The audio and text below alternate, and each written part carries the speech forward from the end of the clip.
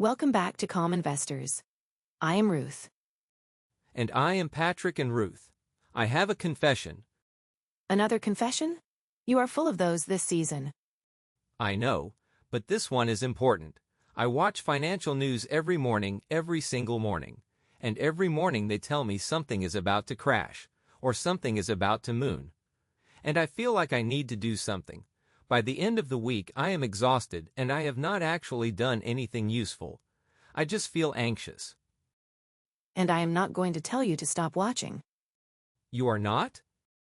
No, I am going to teach you to watch differently. Because the problem is not that you are watching financial news. The problem is that you are watching it without understanding what it actually is, and what it actually is. This is important. Is not journalism designed to make you a better investor? It is a business designed to capture your attention. A business designed to capture my attention, not to inform me? Not primarily to inform you. Think about the business model. Financial media companies make money from advertising advertisers pay, based on how many people are watching. So the question every financial news producer asks is not, what does our audience need to know? It is, what will keep our audience watching? And the answer to that question is always the same, fear and excitement, because fear and excitement generate attention, calm generates nothing. So they are incentivized to make everything feel urgent and dramatic, even when it is not. Exactly. And this creates what I call the urgency illusion. Let me give you an example.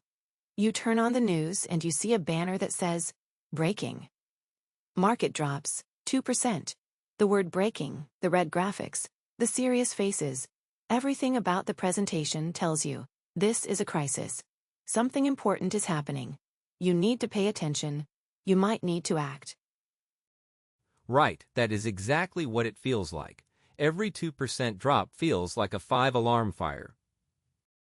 But here is the reality. A 2% move is statistically normal. It happens dozens of times per year in any given year. The market will have multiple drops of 2, 3, even 5%. These are not crises. They are Tuesday. But normal market fluctuation does not get clicks. Normal does not keep you watching. So they package normal as breaking. They turn routine into crisis. And your brain, which we have spent this entire season learning about, your brain responds to that packaging. It feels the fear, it feels the urgency, and it wants to act. So they are basically exploiting the biases we have been learning about: loss aversion, recency bias, all of it.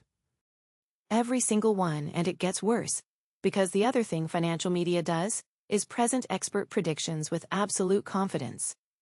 You turn on the television and there is a person in a nice suit behind a desk, telling you with complete certainty that the market is going to crash, or that it is going to rally, or that this sector is the one to buy, and they sound so confident, so sure, and confidence is persuasive. It really is. When someone sounds that confident, you assume they know something you do not. But here is what Philip Tetlock found. Tetlock is a professor at the University of Pennsylvania who spent over 20 years studying expert predictions. He collected tens of thousands of predictions from hundreds of experts, economists, political analysts, market strategists, and he measured how accurate they were. The result? Expert forecasters were barely better than random chance, barely better than flipping a coin. And the experts who were the most confident, the ones who appeared on television the most, were actually the least accurate. Wait, the most confident experts were the least accurate? The least accurate because confidence and accuracy are not the same thing. The experts who were most willing to say, I am not sure, this is complicated. There are multiple possible outcomes. They were actually more accurate, but they do not get invited on television because uncertainty does not sell. Certainty sells, drama sells, a confident prediction sells. So the confident guy on TV is basically flipping a coin?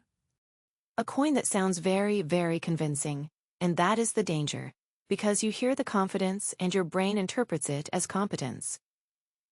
We talked about this in our overconfidence episode. Confidence feels like competence, but it is not. Okay, I want to try something. You mentioned a game earlier this week when we were preparing the headline contradiction game. Yes, let me read you 3 actual financial headlines that were published in the same week. Ready? Headline 1. Experts say bull market has years left to run. Headline 2. Warning signs flash red as market reaches dangerous levels.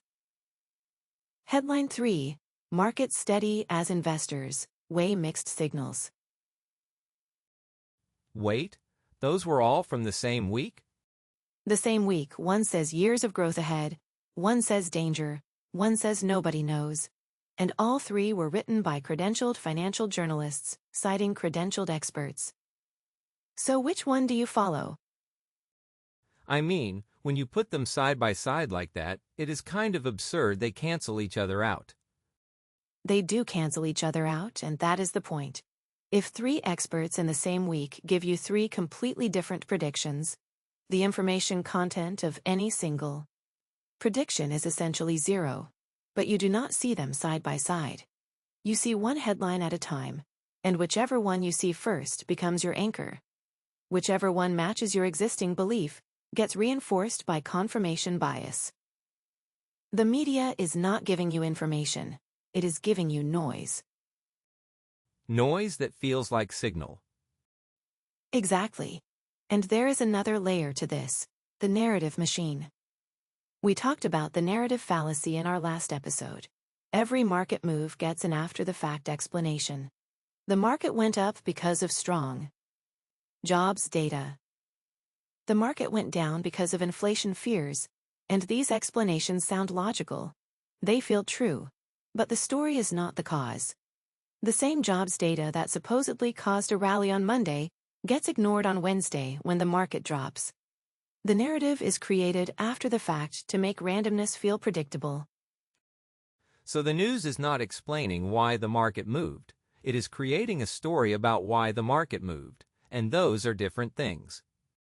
Very different things.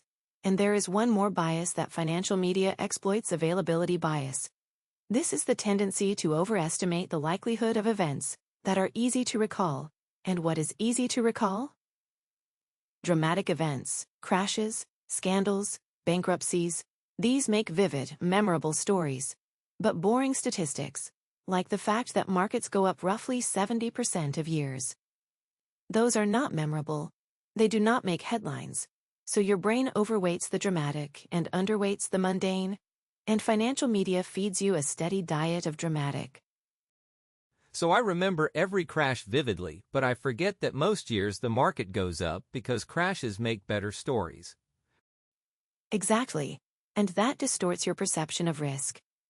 You think investing is more dangerous than it actually is, because the dangerous moments are the ones that get covered.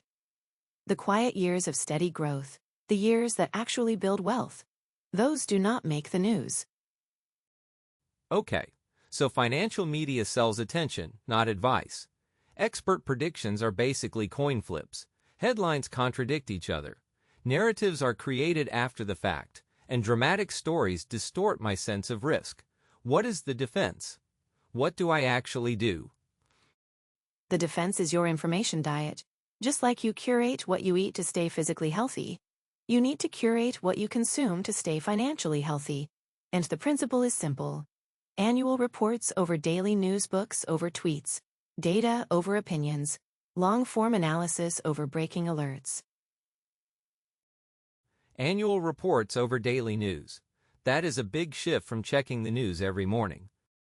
It is a big shift, and I am not saying never read the news. I am saying change the ratio. If you spend an hour a day on financial news and 0 hours a month reading a book about investing, your information diet is junk food.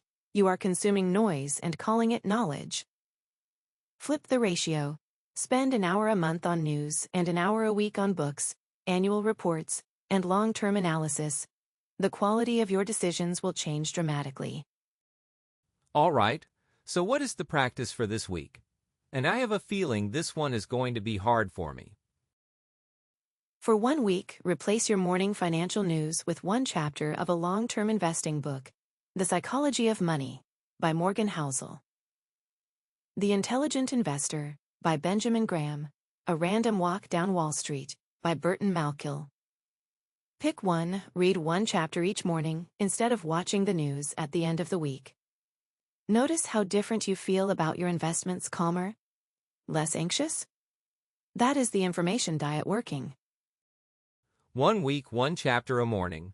No financial news. I can do that, I think. You can, and I predict that by the end of the week, you will not want to go back, because you will realize how much calmer you feel when you are not being bombarded with urgency every morning. All right, let us lock in the key takeaways. Number 1. Financial media is designed to capture your attention through fear and urgency, not to make you a better investor. Understand the business model, and you understand the content. Number 2. Expert market predictions are barely better than random chance, according to decades of research. Confidence is not accuracy. The most certain-sounding expert is often the least reliable. Number 3.